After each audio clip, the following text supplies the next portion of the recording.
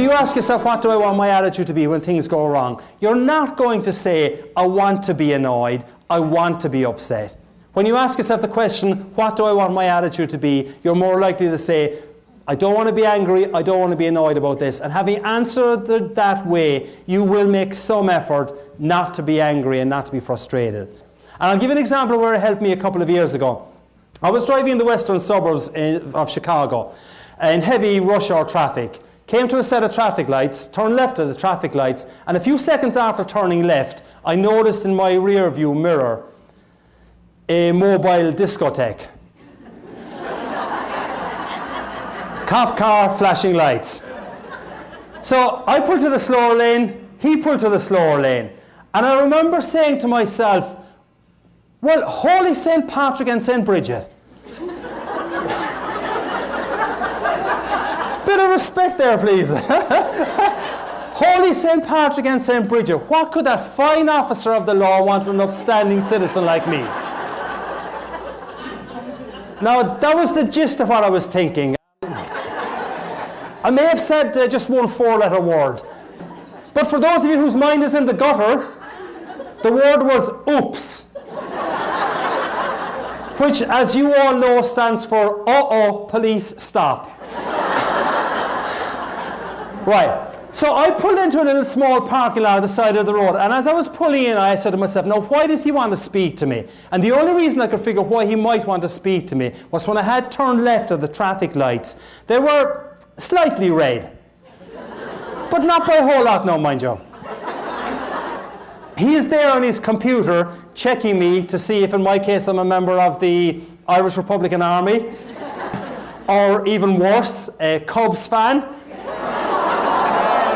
Go White Sox!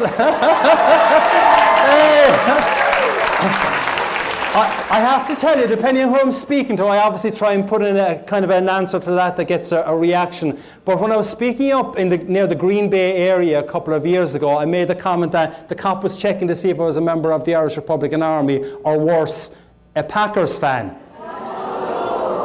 I didn't think I would get out of that room alive.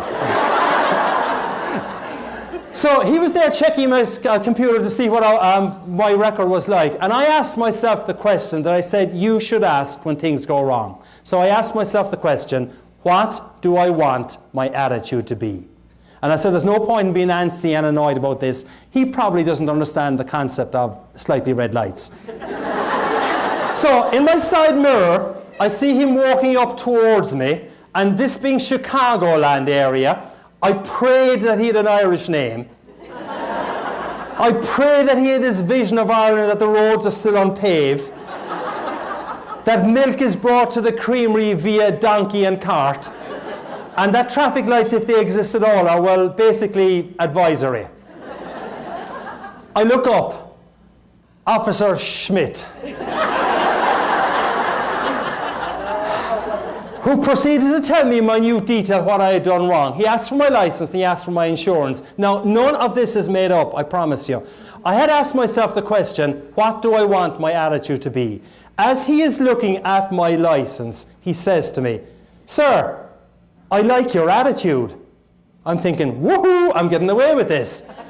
Then he looks at my insurance and he says, sir, your insurance certificate is out of date. My wife normally looks after that, officer. He smiled. I think he realized he was dealing with one more administratively incompetent husband. Ladies, you know the story, I'm sure. And he just handed back the insurance certificate to me. Now, I should tell you that this event happened on the 16th of March.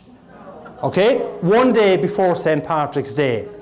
So the rest of the conversation went as follows. We're having great, good fun, and as you will see, it continued that way. So the rest of the conversation went, how much will this cost me, officer? He said, I'll cite you for the red light. I'll leave you go on the insurance. That'll cost you $75, sir. $75?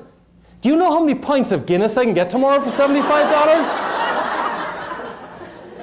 The guy cracked up laughing. I think he thought I was on crystal meth. And he said to me, sir, if I was to cite you for the red light and the lack of insurance, this would be significantly more expensive. You'd have to go to traffic court. So I said, thank you, I appreciate the break you're giving me. I pull into a very small parking lot with only one access and egress, so I had to turn the car around and drive by Officer Schmidt. As I drove by Officer Schmidt, I kid you not, he waved to me with a genuine smile. That was how the conversation had gone. And I said, this is crazy. This guy's waving to me with a genuine smile and he's after fining me 75 bucks. And I waved back to him with a genuine smile saying, this is really crazy. He's fined me 75 bucks and I'm waving back to him. But what Officer Schmidt, though, would not have known was that for only $75, I had got a really memorable anecdote about the importance of asking yourself a really powerful question when things go wrong. And when things go wrong, and they will for every single person in this room at some stage, the question to ask yourself is, what do I want my attitude to be? It's a powerful question. If you get stuck in a traffic jam on the 88 this afternoon or 3:55 or going home and there's nothing you can do about it, ask yourself the question, what do I want my attitude to be? If you've got problems at work next week and something goes wrong, and it will, it's human nature, ask yourself the question, what do I want my attitude to be?